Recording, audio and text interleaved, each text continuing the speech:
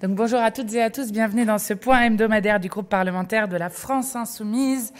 Je vais d'abord dire évidemment tout notre soutien et notre effroi face à l'agression antisémite dont a été victime le rabbin d'Orléans, frappé à la tête, mordu et attaqué devant son fils.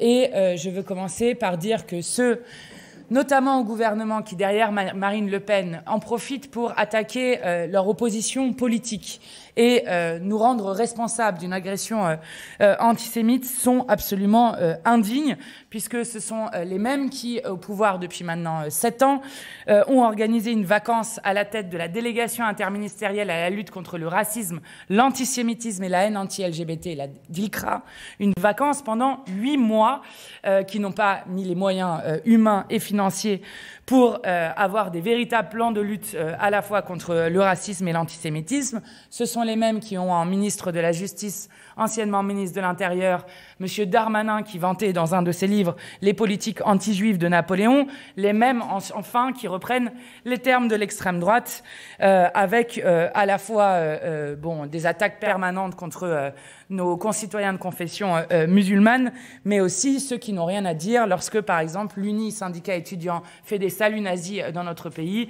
crée un jeu de cartes antisémite, ou qui n'ont rien à dire pour condamner une agression par 30 nervis cagoulés et armés qui poignardent des militants au cri de « Paris est nazi ».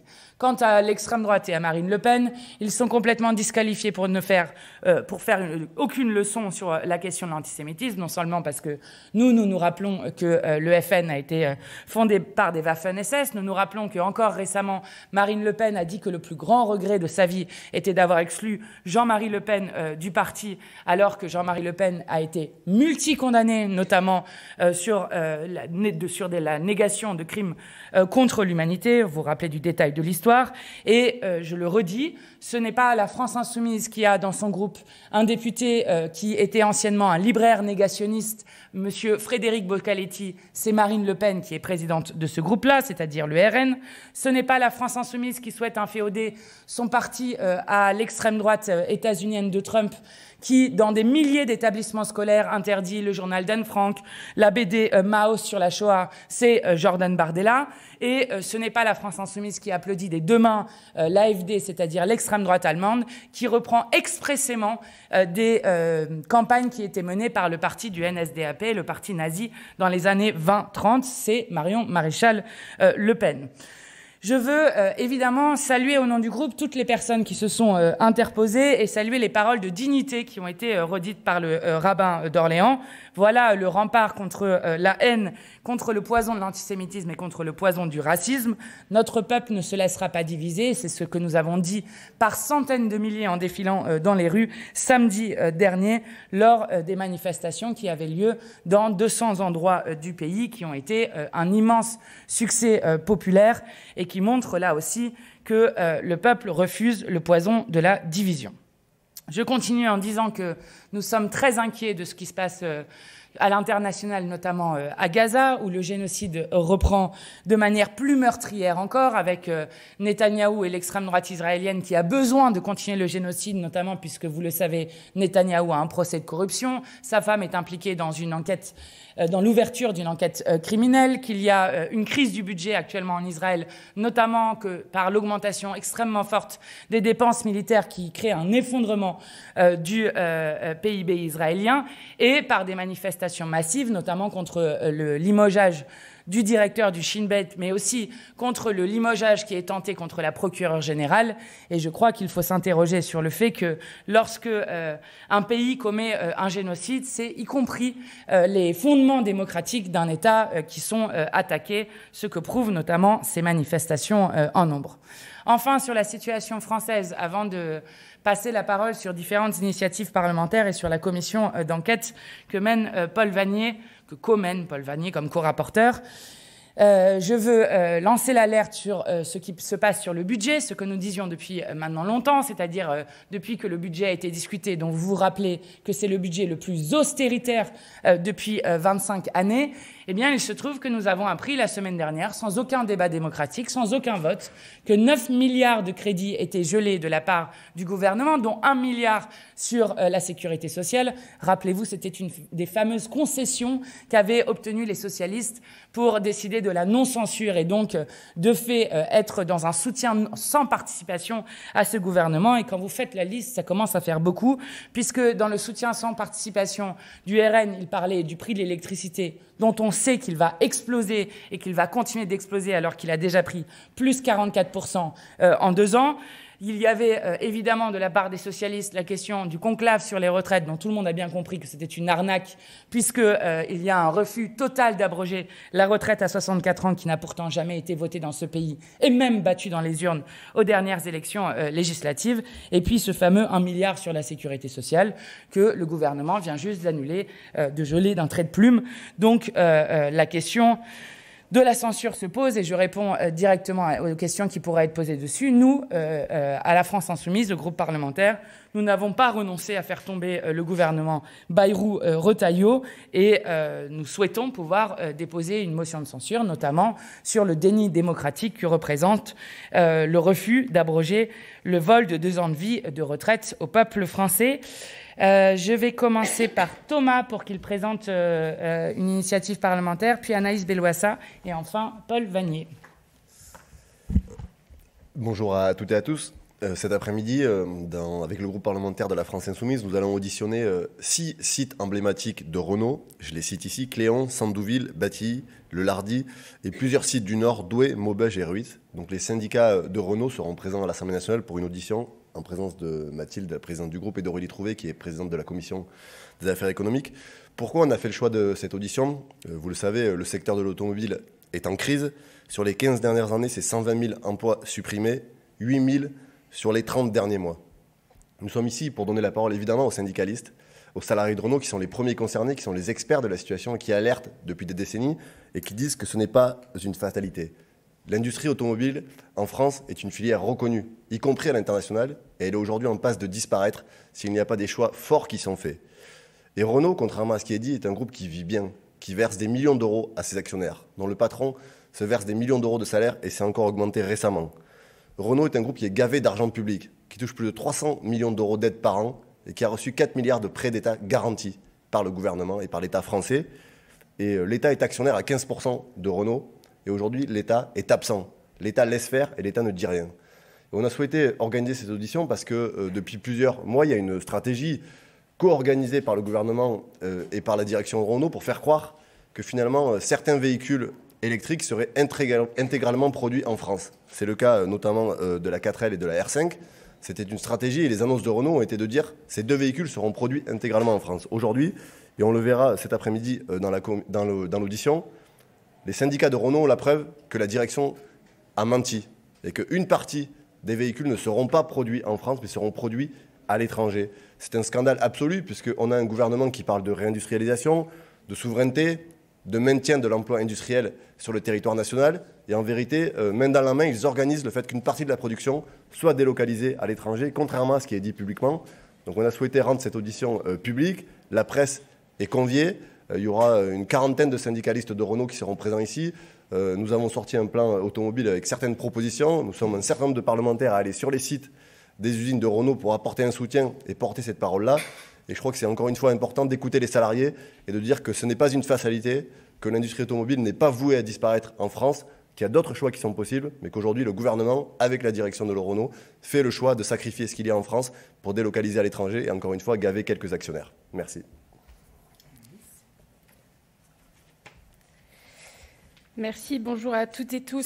Je vais vous parler pour ma part d'une proposition de loi que nous avons déposée avec Alma Dufour et notre collègue Sébastien Pétavy. Cette proposition de loi, elle vise à instaurer une accessibilité réelle des logements pour les personnes en situation de handicap. Alors pourquoi cette loi? Car aujourd'hui, les personnes handicapées ont une grave difficulté à accéder à des logements accessibles et adaptés. 56% des personnes en situation de handicap ont des difficultés d'accès au logement contre 26% pour l'ensemble de la population.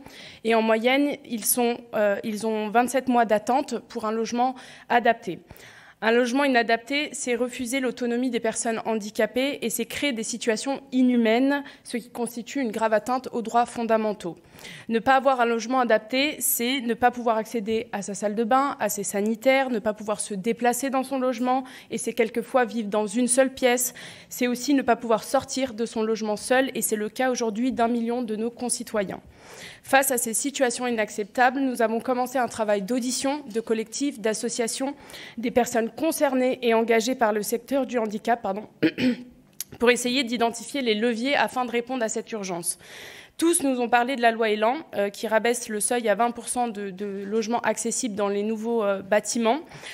Je vous rappelle la loi de 2005, donc, dont les 20 ans de la loi, là, pour l'égalité des droits et des chances des personnes handicapées, fixait un objectif de 100% d'accessibilité pour les logements en construction neuve.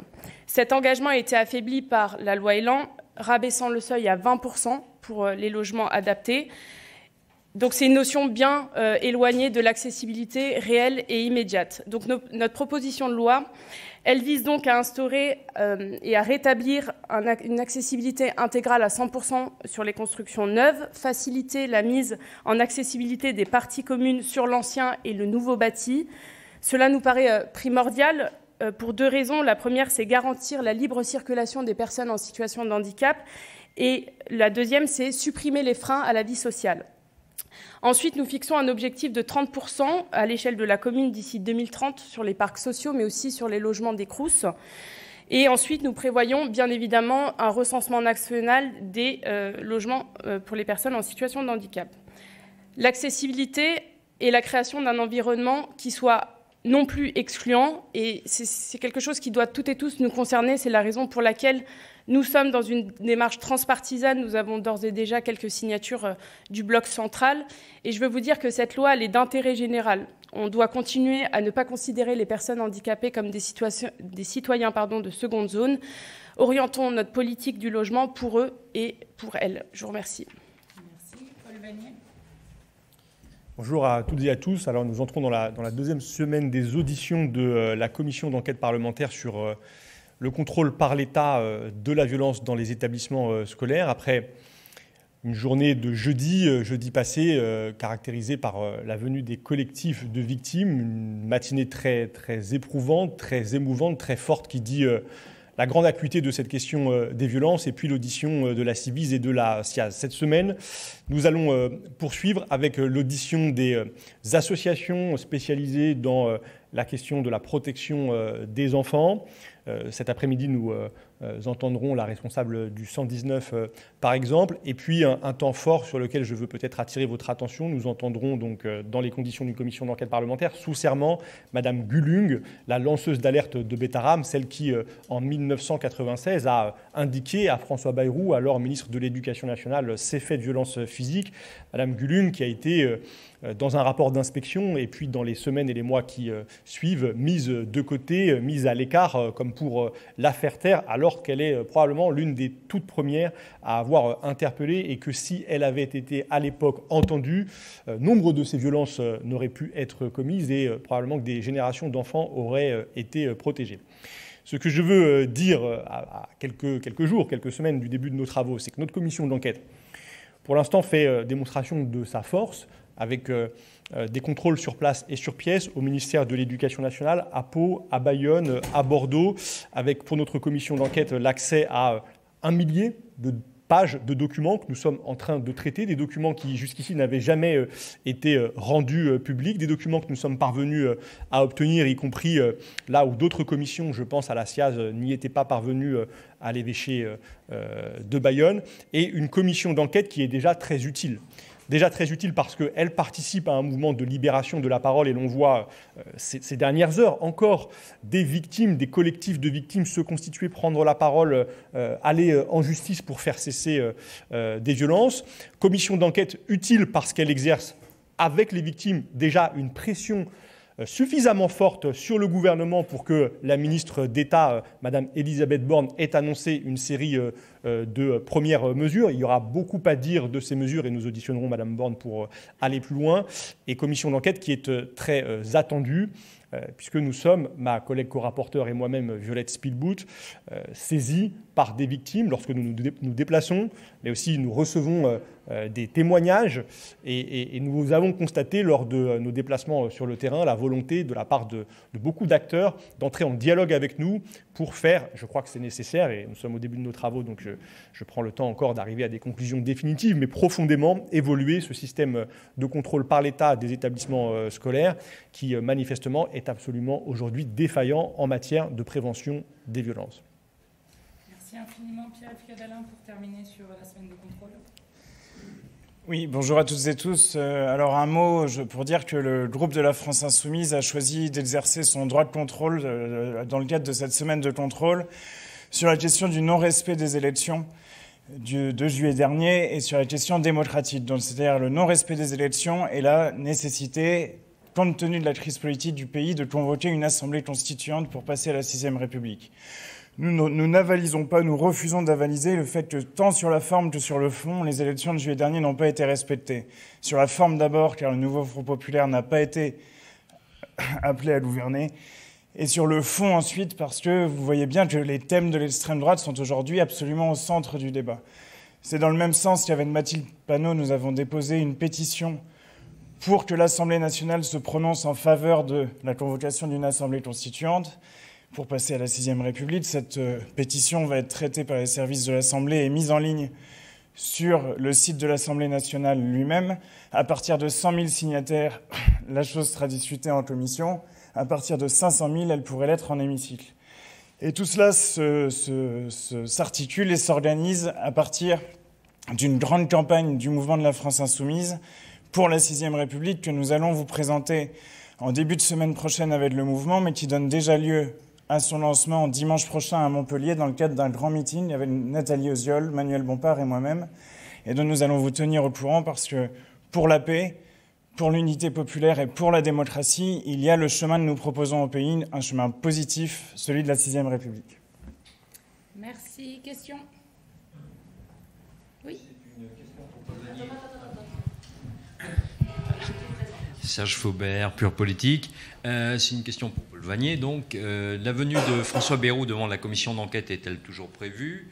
Et que comptez-vous faire s'il ne se présentait pas, puisque le cas s'est déjà présenté avec M. Koller devant une autre commission d'enquête ? Alors, elle est toujours prévue. Elle interviendra au moment opportun, c'est-à-dire au moment où nous l'aurons décidé, et il correspondra à celui qui nous aura permis d'accumuler à la fois des documents, des éléments, et puis des témoignages sous serment pour confronter François Bayrou à des éléments précis. Et c'est l'enjeu de cette audition, c'est de, sous serment là encore, que ce soit un moment de vérité pour l'actuel Premier ministre et qu'il ait à apporter les éclairages qui sont aujourd'hui attendus par, je crois, des millions et des millions de Français. François Bayrou ne pourra pas se dérober à la convocation de la commission d'enquête. En dehors du président de la République, il y a un débat, et nous considérons qu'Alexis Kohler, d'ailleurs, a biaisé, et le président de la Commission des Finances a engagé une action en justice pour contester le refus d'Alexis Kohler de se présenter devant sa commission. Mais en dehors du président de la République, l'ensemble du gouvernement et le Premier ministre doivent répondre à la convocation d'une commission d'enquête parlementaire. C'est l'occasion d'ailleurs de rappeler qu'elle fait vivre, au fond, les pouvoirs d'un Parlement chargé de contrôler l'exécutif, d'évaluer les politiques publiques. C'est aussi dans ce cadre que nous menons, Violette Spielbout et moi-même, nos investigations. Donc François Bayrou se présentera quand nous l'aurons décidé devant notre commission d'enquête. Il ne pourra pas se dérober à cette commission et, entendu sous serment, il devra un discours de vérité à l'ensemble des commissaires, des Françaises et des Français. S'il y a plusieurs questions, on va répondre à l'affilée parce que sinon on n'aura pas le temps de répondre à toutes. Oui, Gabriel Bourovitch, Agence France-Presse. Pour Mathilde Panot, pour revenir sur le sujet de la motion de censure, vous disiez tout à l'heure que vous souhaitiez en déposer une, puisqu'il était question de moment opportun. Quel serait pour vous le bon moment ? Est-il exact que votre groupe a pris contact avec des députés écologistes et communistes en vue de déposer une motion commune ? Et où en êtes-vous de ces discussions ? Okay. Alors, sur la question de la motion de censure, comme vous le savez, si vous voulez déposer une motion de censure dite spontanée, c'est-à-dire au titre de l'article 49.2 de la Constitution, vous pouvez dans une session parlementaire, déposer 3 49.2 par député. Nous sommes, nous, aujourd'hui, dans une disposition où nous pourrions déposer une motion de censure et demie, et donc nous avons évidemment besoin d'autres groupes, et donc il est exact que j'ai interpellé à la fois les écologistes et les communistes qui doivent en discuter ce matin dans leur réunion de groupe et qui donc nous donneront leur réponse parce que je crois qu'il est effectivement opportun d'en finir au plus vite avec un gouvernement qui, comme le disait Pierre-Yves Cadalin tout à l'heure, n'a aucune légitimité démocratique et continue, quand je vous parlais des 9 milliards de gel de crédit, continue la politique la plus austéritaire qu'on ait vue ces dernières années. Et j'en profite, puisque vous êtes sur le départ d'André Chassaigne, qui pendant très longtemps a été dans cette institution, pour vous rappeler que André Chassaigne était le candidat qui avait été porté au perchoir par le Nouveau Front Populaire, et que si ce candidat du Nouveau Front Populaire n'a pas été élu, c'est parce qu'il y a eu des voix des ministres qui ont été apportées au dernier moment, et qui, pour la première fois de toute l'histoire de la Ve République, ont fait la bascule, faisant ainsi élire Yaël Braun-Pivet. Je le rappelle juste au moment de son départ, parce que je pense que ça participe là aussi au déni démocratique qui existe dans le pays sur la question de la souveraineté populaire. Donc nous verrons ce que disent les deux groupes écologistes et communistes, et évidemment nous vous tiendrons au courant de quand cette motion de censure pourrait être déposée. Bah, écoutez, vous savez, les socialistes, ils avaient dit qu'ils allaient censurer immédiatement si il n'y avait pas un conclave avec une abrogation de la retraite à 64 ans. Donc les socialistes mettent la censure beaucoup sur la table, ils la mettent beaucoup moins en œuvre, donc on verra.